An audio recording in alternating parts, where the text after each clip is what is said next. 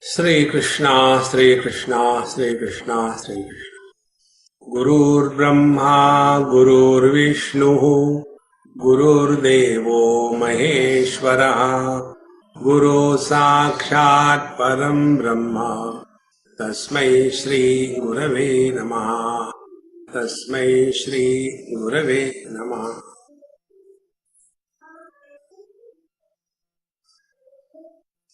For everything there is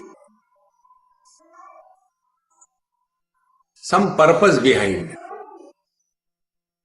What we call as the moral of the story.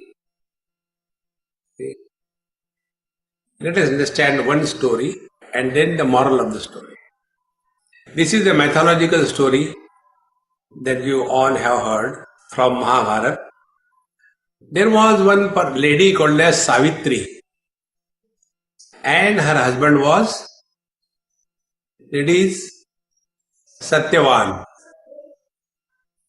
And she was greatly devoted to husband, a rare thing, but she was extremely devoted to her husband. And when he died, she fought with the Lord Death and got him back. That is the power of devotion, dedication to the husband. Pativrata, that is the word used. Now this is the story. Now what is the moral of the story? Unless we have the ability to understand the moral of the story, we get lost in non-essentials in life.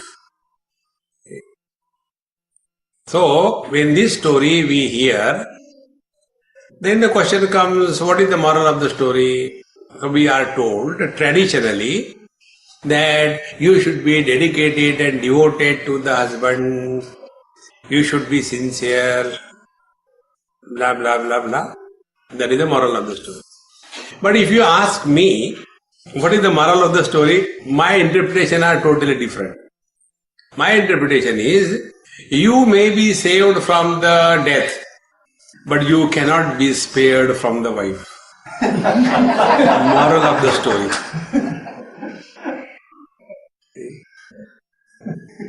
So the moral of the story should be clear to us in whatever we read, whatever we study. Mamaji, move little this side. The gentleman is constant in, you do like this, he does like this, and I have to do like this. Only dancing going on. So, when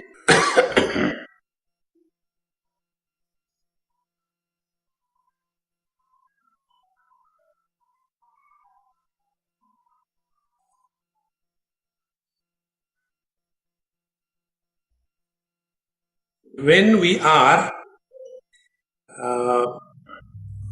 learning from the scriptures, from the various stories, we will be able to learn a correct message if we have this ability to learn the moral of the story.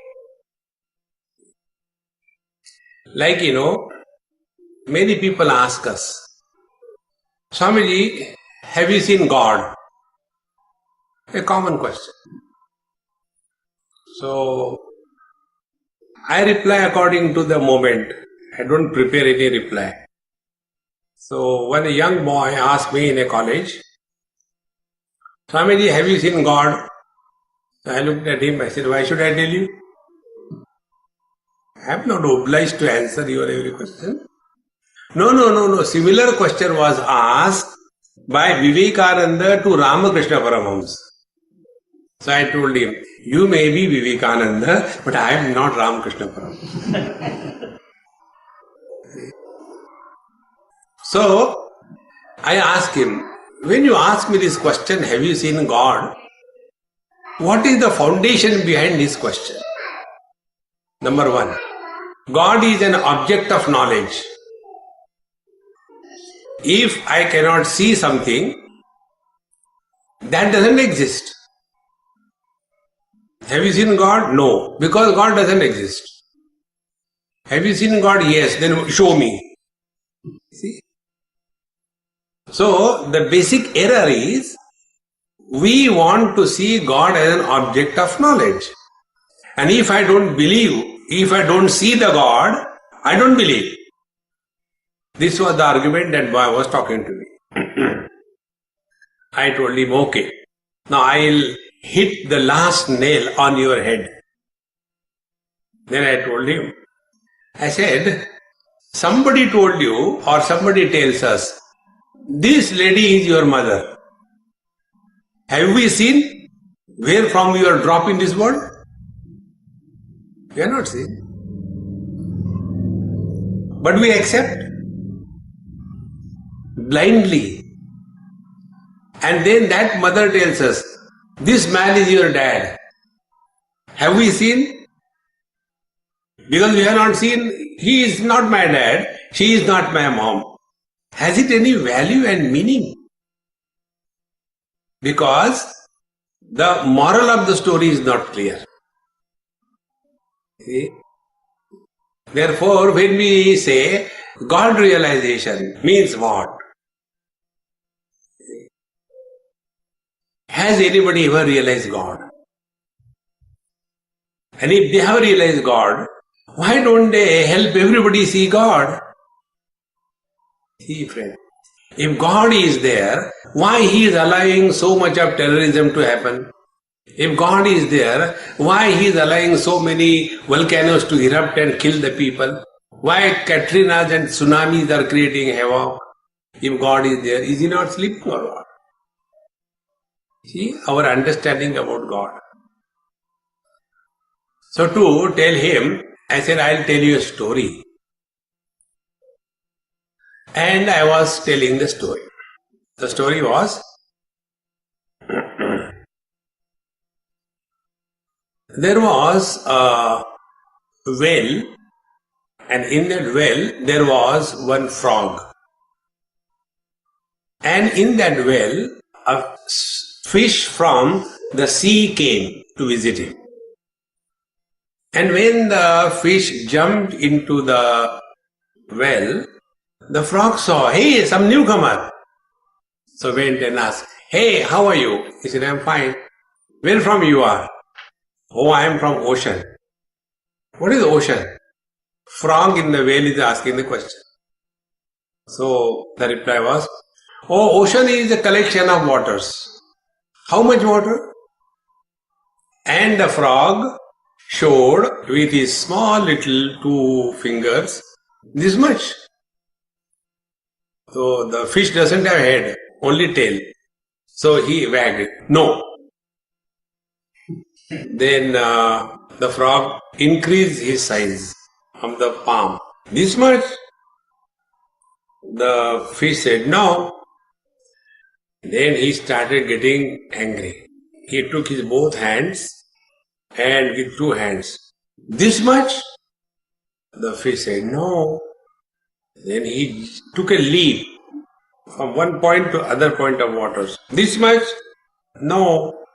Finally he got very angry and he jumped diagonally from the wall to wall. This much?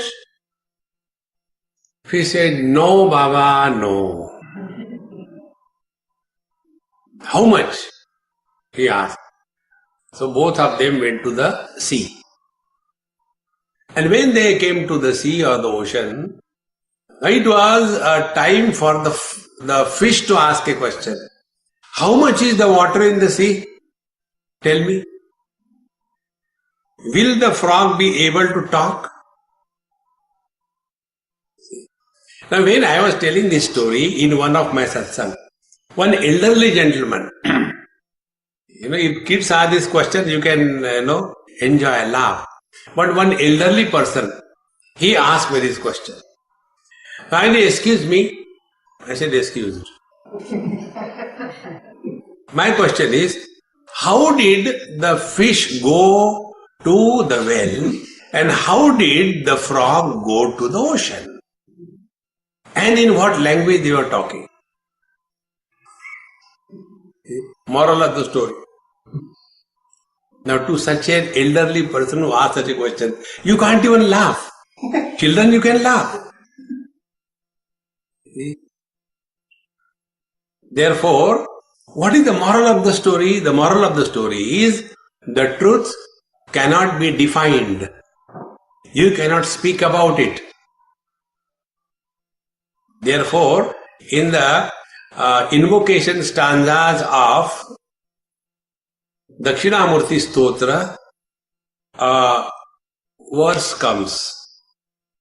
Maunam Vyakhya Prakatita Para Brahma Tattvam Yuvanam Varshishthante Vasadrishiganaihi Amrutam Brahmanishthaihi Acharyendram Karakalita Chinmudram Anandarupam Swatmaramam Muditavadanam Dakshinamurti Mide. Maunam Vyakhya Prakatita Parabrahma Tattvam. The absolute truth is revealed through the eloquence of silence. And that silence, if we have understood, the question will not come. What we have understood is, silence is absence of noise. That is not silence. That is the enemy of noise.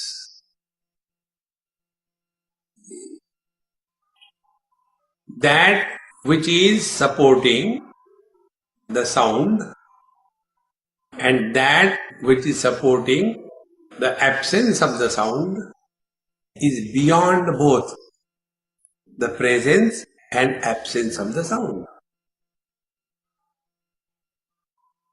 That is the real silence. The silence is not opposed to anything. This light that we see, this light is opposed to darkness. See, the silence that we understand is opposed to the sounds. We are not opposed to anything. The reality is not opposed to anything. See, if we have to understand silence, silence is, somewhat like the space. Today, these boys took me to space. 4 of them carried me from here. And thank God, I did not, justify them taking me there. They may be disappointed, but I came back. When 4 people go together, one person asked me this question, Swamiji, why Indians don't get united? Who told you? Indians get united when 4 of them are walking in the same direction, when they have something on their shoulder, a common denominator. They go together.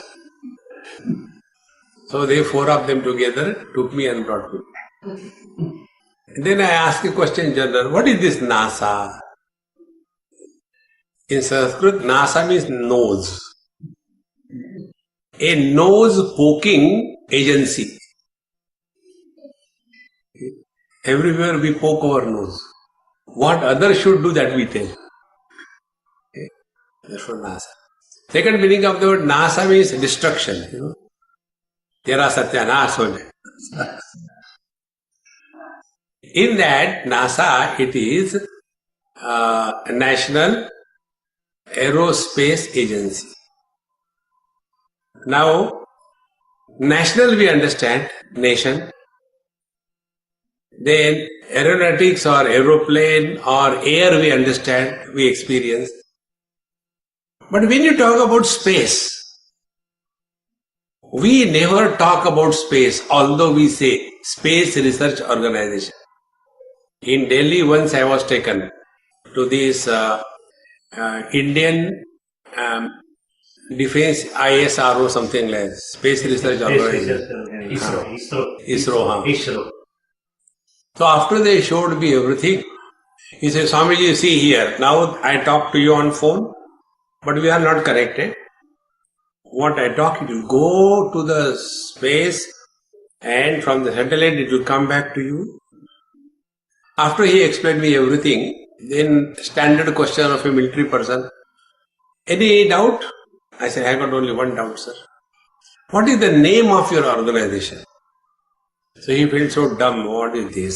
I thought he will ask some intelligent question. I said, no, a simple thing. What is the name of organization? It is ISRO. Indian National Research Organization. It's a space research organization. I said, okay. When you say Potato Research Organization, you have to define potato, is it not? Will you take a mango for doing research in a potato research institution? You have to define what is a potato. It's not a fruit, it's not a leaf, it's not a trunk, it's not a root, it's a tuber. You have to define. Then only you can conduct research on that particular object. In the same manner, when you talk about Space Research Organization, please define space. What you were talking was only the things hanging in the space. See? Today we went and saw everything. XX space, everything was shown. And we call it Space Research Organization. What is the space? Space is not opposed to any form. Space alone supports every form, is it not? If there is no space, no form can be formed. Therefore, space is that which is not opposed to any form. In the same manner, that which is not opposed to anything is the truth. So the sound is heard by the ears, but we do experience the silence also. Silence cannot be heard by the ears, yet we experience. So there is one factor which is present both in the presence as well as the absence of the sounds, and therefore it is beyond presence and absence. So when we ask this question, have you seen God? The error is, we want to experience and understand the God through the known means of knowledge. And known means of knowledge are 5 sense organs, mind and intellect. Think. Our struggle is like this. By this light of the bulb, we can see everything. Can we see in the same light how the electricity looks like? Has anybody ever seen? In the same manner, eyes can see all the colors and forms. Colors and forms cannot see the eyes. Mind can see the functioning of the eyes. Eyes cannot see the mind. Has anybody ever seen the mind? In the same manner, mind can feel everything. It cannot feel the intellect. In the same manner, intellect can accept and understand every concept. Distance is a concept. Shape is a concept. Time is a concept. These are only in the purview of the intellect.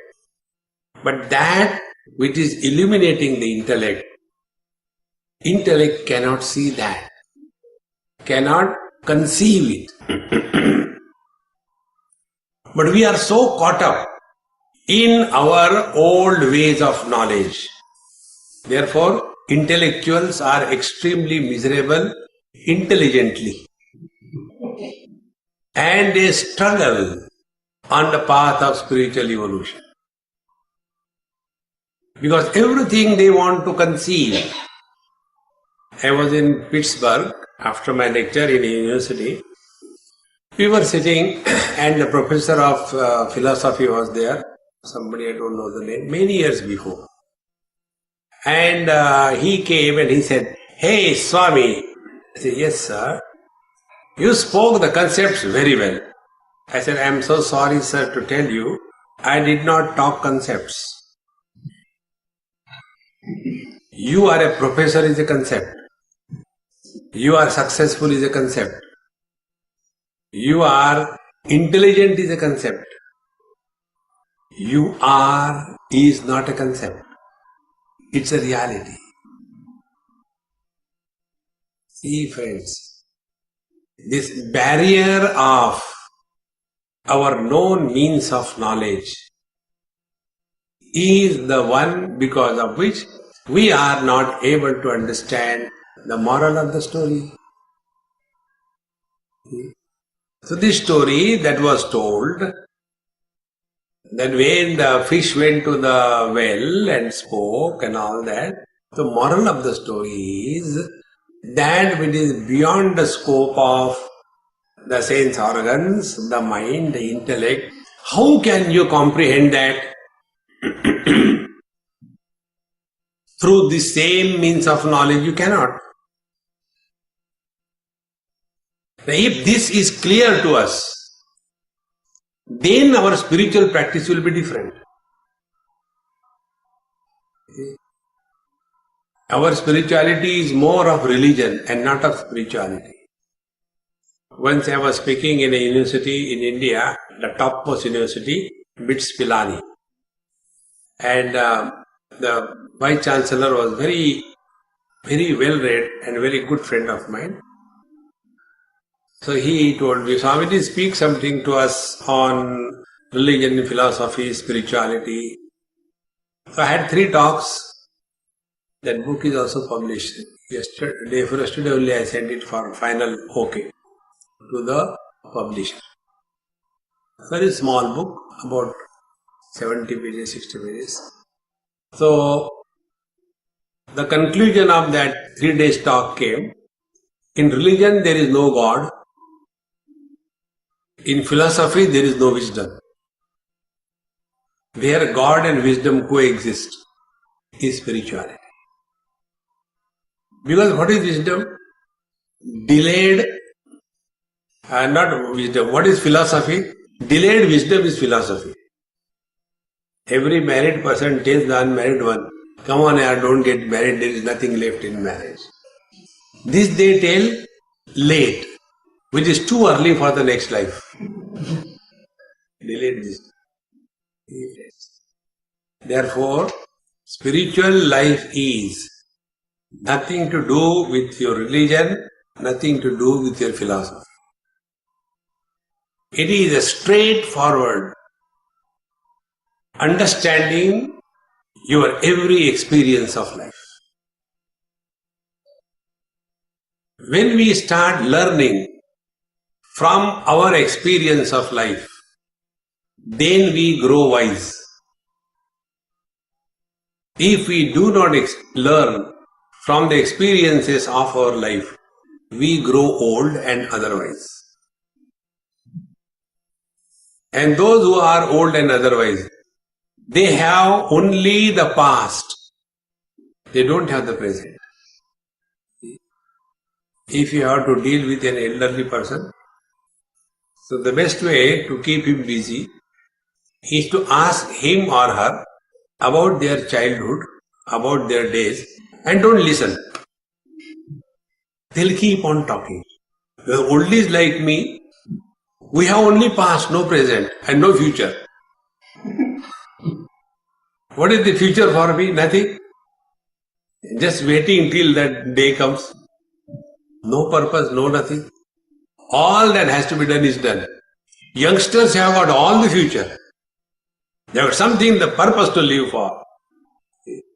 But we are all the time going in the past. Why? Because we have not learned from our past. In Mundakopanishad, one mantra comes.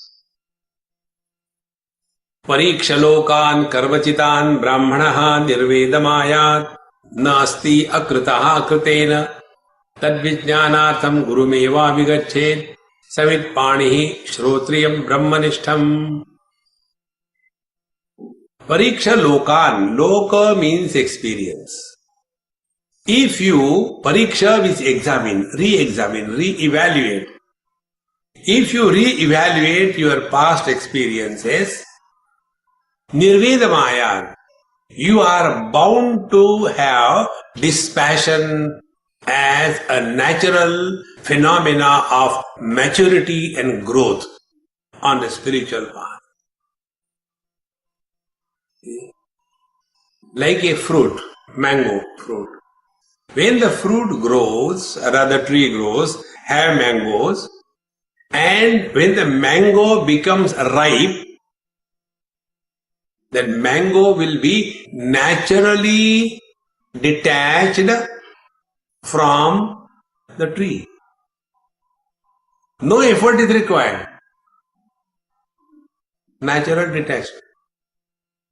In the same manner, if we have lived our life, see, proper understanding, then we will come to know that what we have done till date is only one thing. Try to fulfill our desires. Right from childhood, what we have done. Balastavat krida saktaha. When we are kids, busy in playing. And today's children, their game is take the digital game, sit in the back seat, mom and dad, they are discussing this, fighting. And then, the child is playing from the mall to the home. And by the time he comes home, he is bored of that game. Then he wants a second game. He plays for a day, he is bored of that. And thus, our whole life is fulfill one desire after another.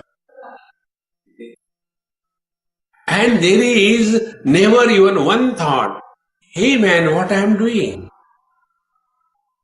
Only fulfilling the desires. But have I ever looked into, did I ever discover fulfillment in life? Our equation is, fulfillment of desires is equal to fulfillment in life. Is a wrong equation. Fulfillment of desires is not equal to fulfillment in life. And not knowing this principle, we keep on leading our life mechanically. See friends. Therefore, when we are leading our life spiritually, it means intelligently, not intellectually. Intellectuals are always supporting. One youngster asked me this question after my talk on Bhagavad Gita, second chapter. He said, Swamiji, you people talk because of this only our country is not progressing. I said, who listens to us because of which the country is not progressing? As if the whole country is listening to us or what? No, it is said in Gita, you said just now, that you do your duty, don't expect anything in return, no desire. Who will work without desires? Unless you have a desire, you will not put efforts. I want to have a big house, this desire.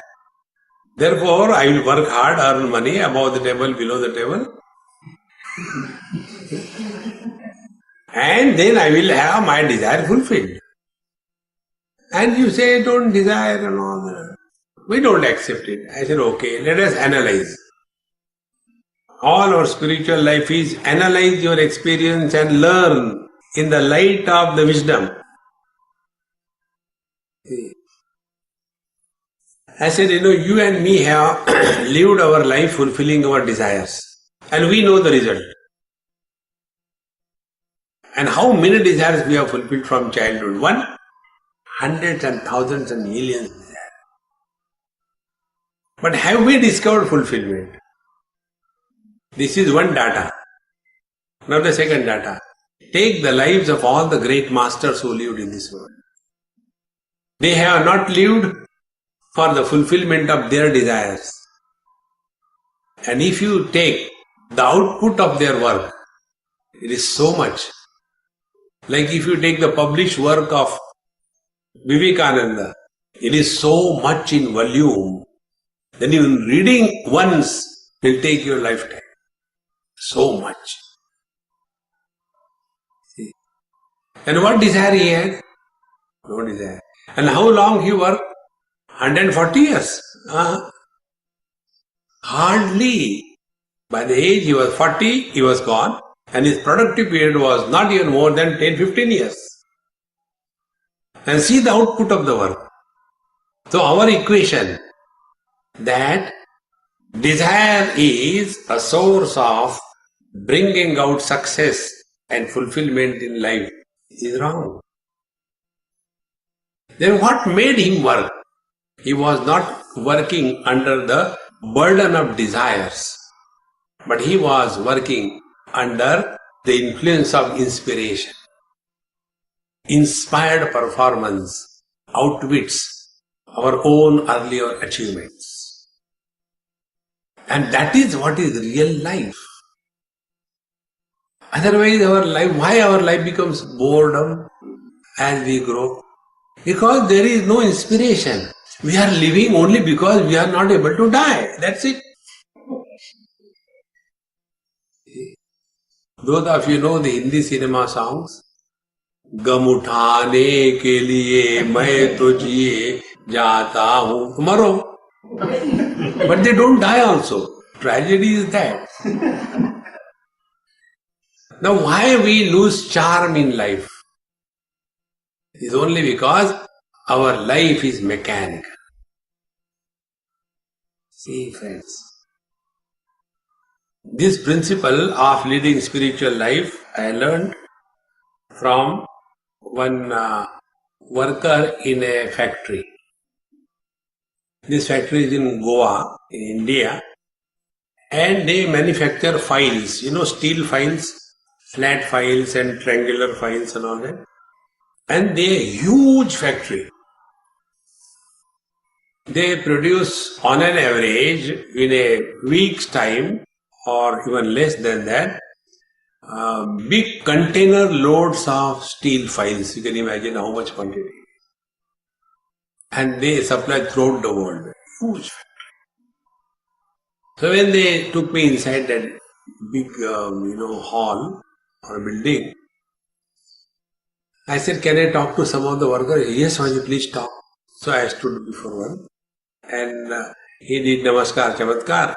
And then I said, if I talk to you, will your work suffer? He said, no, it will not suffer. But it will hurt you? I said, no. He said, it will not hurt you. Then I asked him, since how many years you are working here? He said, I am working here for last 20 years. Same job. Then, how do you enjoy? He said, what enjoy? I have to survive, I have to have money, therefore I have to do the job. And what is my job? You can see, I take out the file when it comes from the line, I take it physically, put it there, and give a mark on that. Those serrations come, it is thrown. Second one, I do the same thing. And this I am doing so much every day, thousands and thousands of times. While I am talking to you also, I keep on doing. Whenever anything becomes mechanical, we become expert, but we do not become efficient. Expertise is limited to one job. Efficiency is a generalized phenomena. See friends, like you take, ENT specialist. You know who is a specialist? Who knows more and more about less and less. Who is the most special person? He who knows everything about nothing. Specialist. Therefore, ENT specialist. I went to that for my ear, ENT specialist. You know ENT means what? He who catches your ear and asks you to pay through nose. If you don't, he cuts your throat. ENT. So I said, Daksha, I got some pain in my ear. Yes, which ear? I said, right ear. I am sorry, I am expert in the left ear. Specialist. So expertise is limited in a particular job. Efficiency is a generalized phenomena. See friends. And that efficiency comes when you are functioning under inspired mode. See, friends. And those who are thus efficient in life, they are inspired.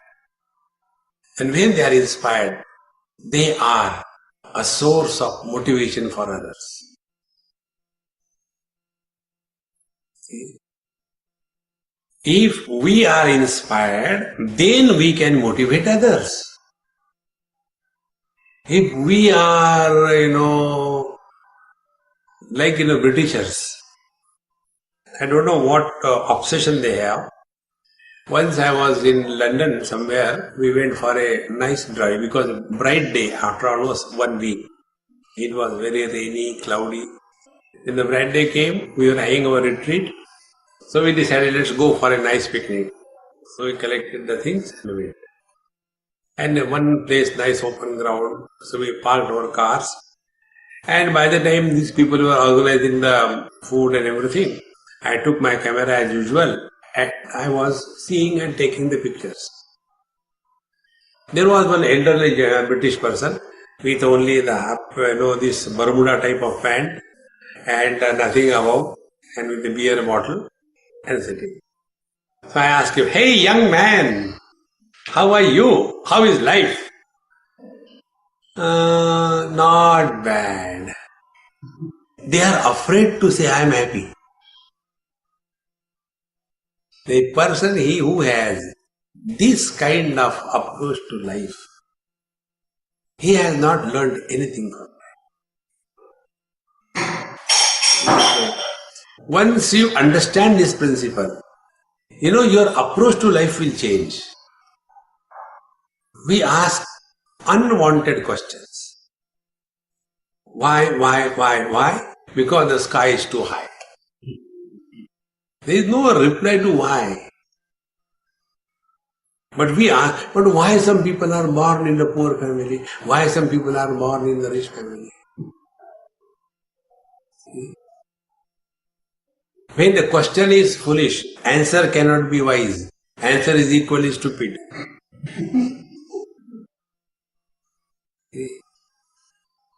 Instead of working on the situation, we waste time why this has happened. See, friends, take an example. Has any one of us ever asked this question, why the fire is hot? We never ask this question. But we accept fire is hot. And thereafter, we decide how to interact with the fire which is hot. We don't waste time, but why the fire is hot? There is no why. It is like this. But instead of that, we give the logical reason behind it. Because one husband asked me this question. Swamiji, of all the people, why I have to get such a terrible wife? Husband has got only one question about a wife. I said, look here, I'll tell you, but that should help you in growing. Yes. I said, in the last life, you have tortured her. Therefore, in this life, she has come to take badla, full revenge. Not only that, she is observing Karwa Chauth. So, you are booked for next 7 lives. So, the only option for you is behave properly with her. Now, see the result, the moral of the story. The moral of the story is, don't blame others for your miseries in life. This is what we do. The blame game is non-stop going on.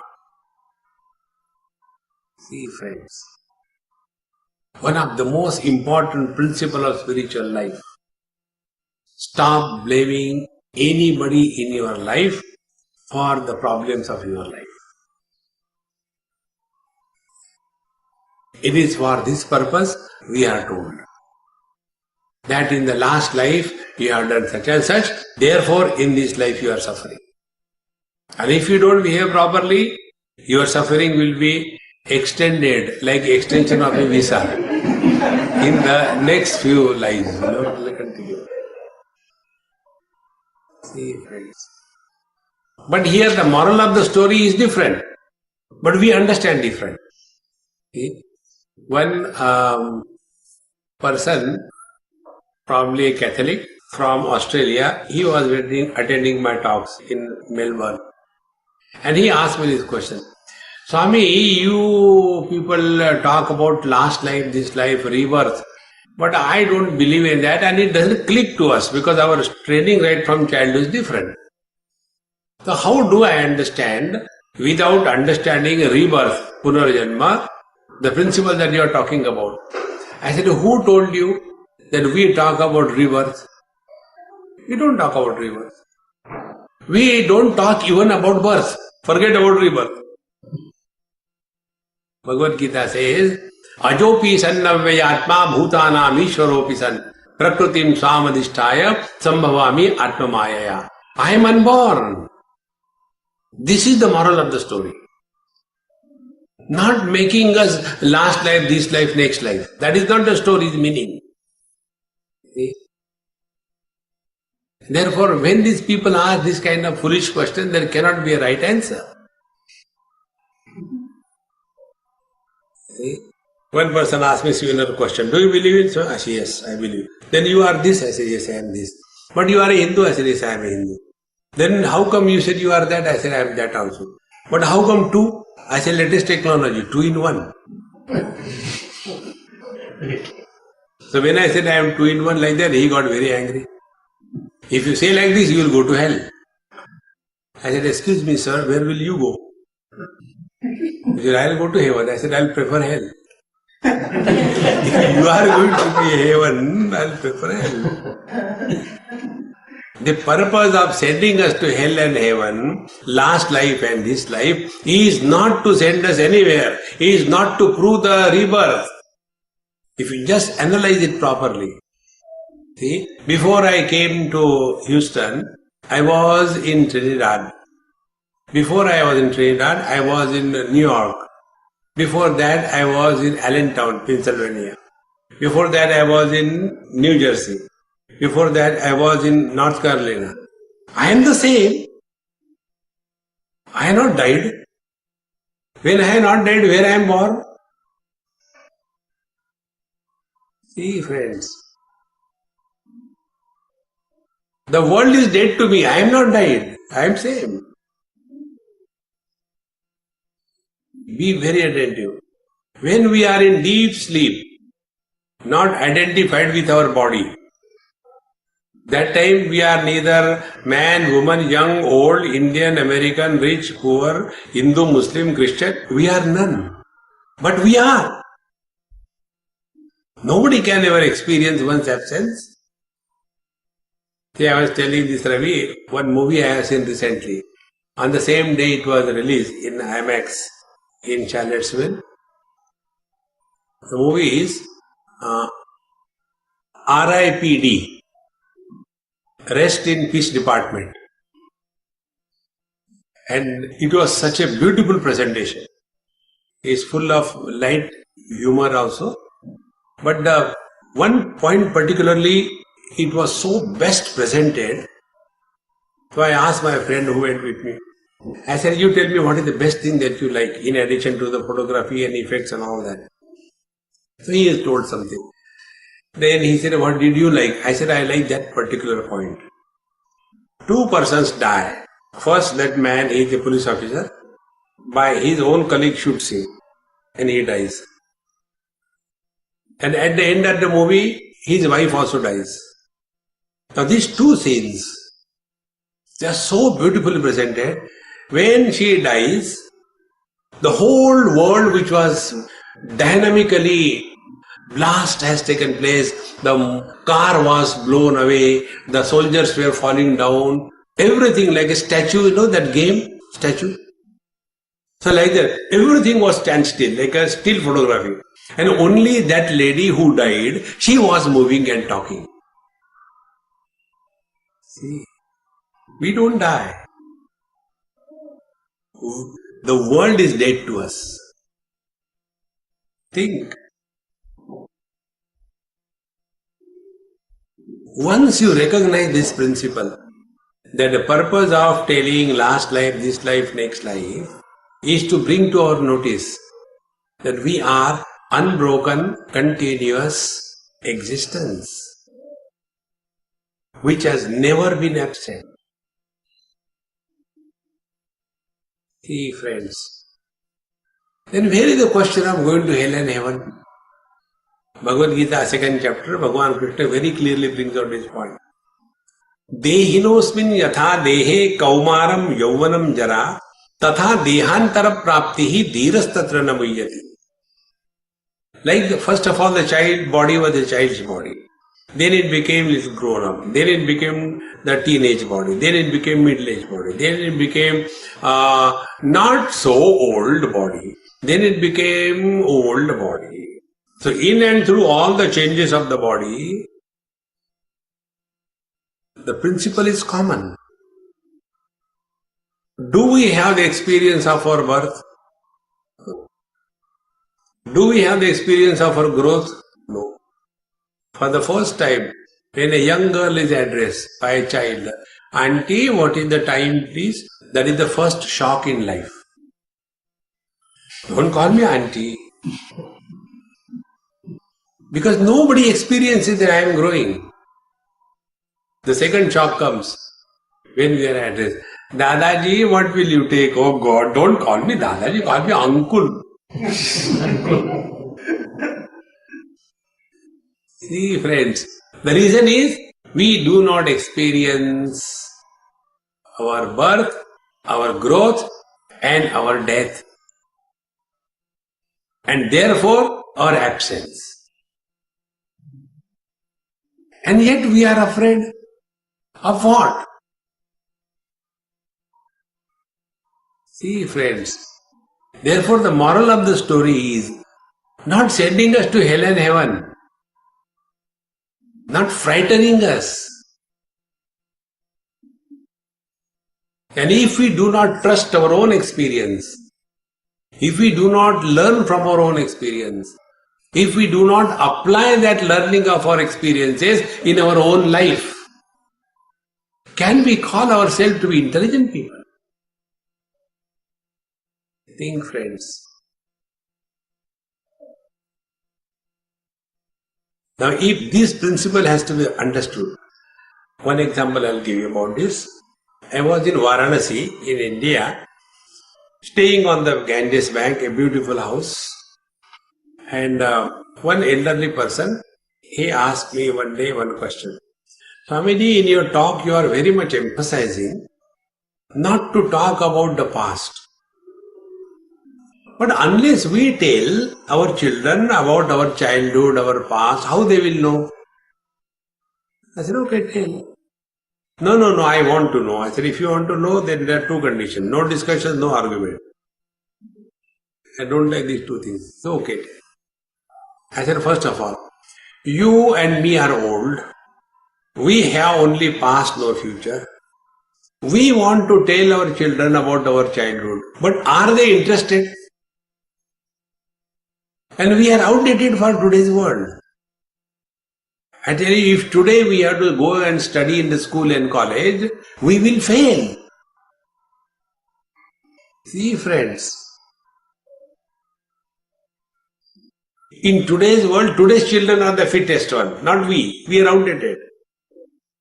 But we want to tell, during our childhood, it was like that. Who wants to know, man?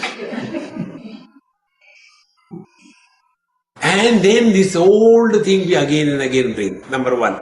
I say number two. Childhood belongs to whom? To you or to the body? This is a very deep point. Be attentive. Childhood belongs to the body. And when you talk about your childhood, what you are doing unknowingly, you do not want to drop body identification. Until such time, you are identified with your body. You are a man, woman, young, old, rich, poor, Gujarati, Marathi. After we are identified with the body, then we are husband, wife, brother, sister, mother, father. And who is miserable in life? Mother, father, brother, sister, husband, wife, they are miserable. Man and woman are not miserable. Come to discover this. Therefore, when we keep on talking about our past, we are obsessed with our body identification. Drop this body identification. This is the first station on the spiritual journey. Spiritual path is not a journey in time. It is not a journey in space. It is not a journey where you will reach anywhere. It is not a gain that you will get something, but it's a total loss. Unless we are available to this bargain, and this we all do. When we go to sleep, what exactly sleep is? We lose everything, is it not? In the deep sleep, we are neither mother, father, brother, sister, husband, wife, nor rich nor poor. And unless we lose everything, sleep doesn't begin. And how much we are disturbed if we are not able to sleep? And what is the disturbance? The disturbance is the burden of these non-essentials that we are carrying in our life. See, friends. Therefore, the moral of the story is, first, be responsible for your life. Don't blame anyone in this world for your miseries. And when we remain responsible for our life, then alone we will become self-oriented. Now we are selfish. And when we selfish, we stink. Don't selfish. Let the self be the Isha. Discover yourself. Therefore, all the principles which are told in the scriptures, they are aimed at this one point. There are basically 4 principles which are spoken of. One principle is the theory of creation. The Lord said, let there be oceans, and the oceans were formed. Let there be stars and moons, they were formed. So the theory of creation is not to prove creation, but to bring to our cognition the reality. The theory of karma, the theory of rebirth, the theory of sending us to the hell and the heaven is not to prove that, but to bring to our cognition our divine self that we are. The theory of devotion is not to go and stand before the Lord and ask Him to sign an MOU. You know the memorandum of understanding? O Lord, you have got infinite powers, but no desires. Lord says, yes, I know that. O Lord, I have got infinite desires, but no power. I know that. Then let us sign an MOU. Memorandum of understanding.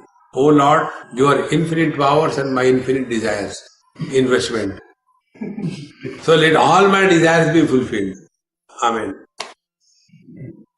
Our prayer is a bargain. Friends, life is the means and recognizing the divine is the goal. But instead of that, God we make as the means and the worldly achievements we make as the goal. We get lost only in the means. Once in Calcutta, the football match was going. Indian football match, not here. Here the football is played by hands. So, the 2 teams, a ball in between, and one sheikh from Saudi came. He was saying, oh, poor Indians. They're all fighting for one ball. He went to the market. He purchased 22 footballs. and came inside the ground. He says, "Stop, everybody!" He will stop. Take one ball each. Play. Don't fight. See? And when we use that football, be attentive. When we use the football, we are kicking and fighting with the football. Once the goal is made, nobody bothers where the football has gone, is it not? Exactly the same way. Once you know the truth, it doesn't matter. Because realization of the truth is attainment of perfect presence. Going beyond present, past and future. Going beyond time. And it is our natural condition. We have no choice to be in the past. We cannot live in the past. Nor can we live in the future. Living in the present is a natural condition. Why not we remain natural? But our condition is जाने कहाँ गए वो दिन बाढ़ में तुम भी जाओ. All the time living in the past or all the time worried about the future. I don't know what is going to happen. If you don't know, relax. If you know, be prepared. There is no place for worries. But what happens is we are constantly either flushing back the past, not flashback, or we are worried about the future and try to solve the non-existing problems. See, friends. And thus we are torn by ourselves. We are all miserable, never because of others. As much we are miserable because of ourselves. See? In the old age, the biggest problem every old man goes through is he has to live 24/7 hours a day. Oh God, what should I do now? Kids are not bored. They are not depressed. Because they don't have time. What they do is not a problem. They have no time. And we oldies, all the time, क्या करूं? खाने को क्या है? Only one question from morning till evening. While taking a cup of tea, breakfast को क्या बनाएंगे? What is there for breakfast? While eating breakfast, what is there for lunch? While eating lunch, what is for evening tea? Pakode or samosa? While eating that, what is there for dinner? And while taking dinner, सुबह के लिए क्या भिगो के रखूं? अरे Ram! Is there any other theme in life or only to eat and nothing else? See, friends, it is extremely necessary for all of us to understand. Keep yourself 24/7 busy. Don't keep free. See, in this Pushti Marga, this is one of the best things that they do. Elderly ladies have nothing to do, so they become the vigilance officers in the houses. Who has come, who has gone. Why he is standing near the window these days? Let him stand, why you worry? No, there must be something, And the inquiry set in. So what they do in this Pushti Marg, these old ladies, they will go to the temple and they will have a lot of flowers. And they will start making the garland for every god. And gossip, how your Bahu is better than my Bahu. No, who cares for Krishna?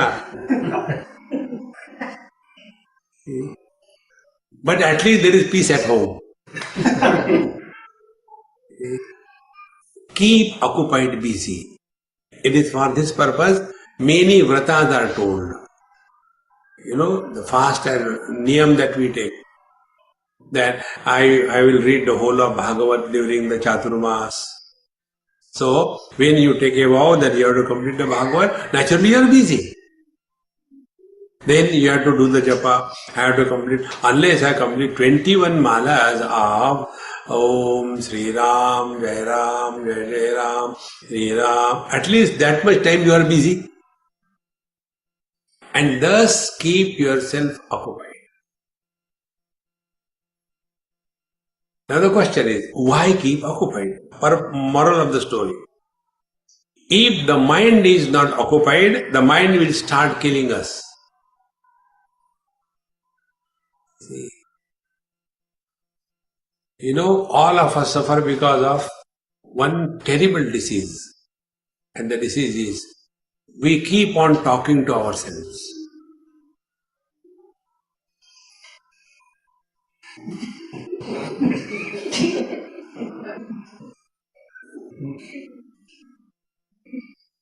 So when we keep on talking to ourselves, we call ourselves as sentimental. When we keep on talking to ourselves, but others also hear, then we are called as mental. So sentimental has become mental. Now give this a try as a spiritual practice. Stop talking to yourself right now for next 1 minute.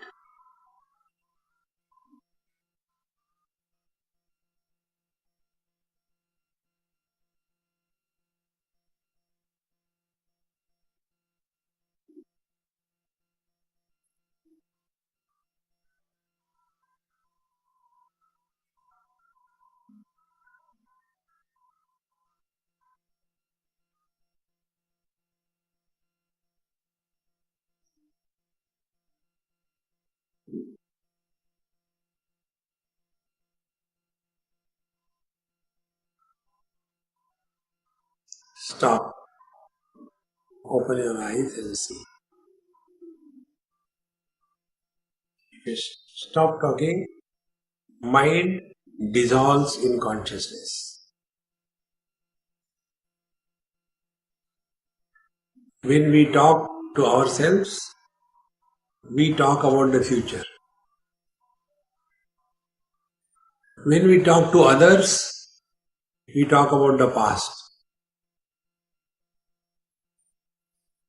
So before we talk to anybody on any topic, ask one question to yourself. Is it necessary to talk?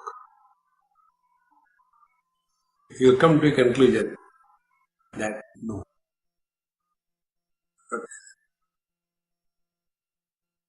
Because when we talk to others, it is our past that we bring in the present. When we talk to ourselves, it is in the future where we run. The net result is, we are not in the present. Mind dies or dissolves when the mind comes in the utter present. Mind cannot survive.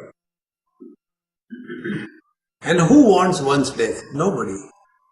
Mind also doesn't want to die. And therefore, it either takes us in the violence of the memory in the past or takes us in the imaginary problems of the future. This is the only way the mind can survive.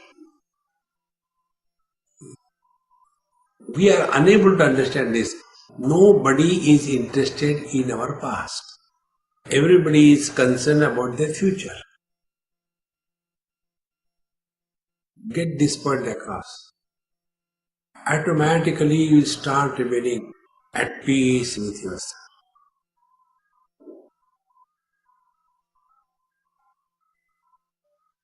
And when you are at peace with yourself, then you are at peace with the whole world. And that is called as living in God. See? God is at peace with everyone. As much a saint is supported by the God, so much a criminal is also supported by the same God. As much health is supported by the God, disease is also supported by the God. See, have we ever read any report? The incidence of cancer in the Catholic graveyard? No. Dead bodies doesn't have cancer. So life alone supports both health and disease. And therefore, life is beyond health and disease. This principle come to discover. Then we understand what Bhagavan Krishna says, Name dveshosti na priyaha. None I hate, none I love. Because hatred and love, they are opposed to each other. Either you love or you hate. This abidance in our essential nature is easier than leading our life which is not normal. See. Therefore, all spiritual life is bringing to our cognition this simple reality. So, anything that we study or hear, always try to work on what is the moral of the story. So the moral of the story of creation is to bring to our cognition our own self. Moral of the story of the law of karma, hell, heaven, death, birth is to bring to our cognition our essential nature. Moral of the story of the devotion is discard your desires and merge in Him. Moral of the story of the knowledge is to recognize that you are the absolute reality supporting the illusions of plurality. And after having reached the summit, we come to know it doesn't matter what path you have followed. What matters is you have reached the summit or not. If you look at a tripod, at the base, so much of distance. But as you proceed towards the center, the distances disappear. And it matters not what path you have followed. What matters is whether you have reached the destination or not. That is it. He whose attention is on this ultimate goal, he is walking the spiritual path. Om Purnamadaha Purnamidam Purnahat Purnamudachyate Purnasya Purnamadaya Purnamevavashishyate. Om Shanti Shanti Shanti. Hari Om. Sri Gurubhyo Namaha. Hari Om.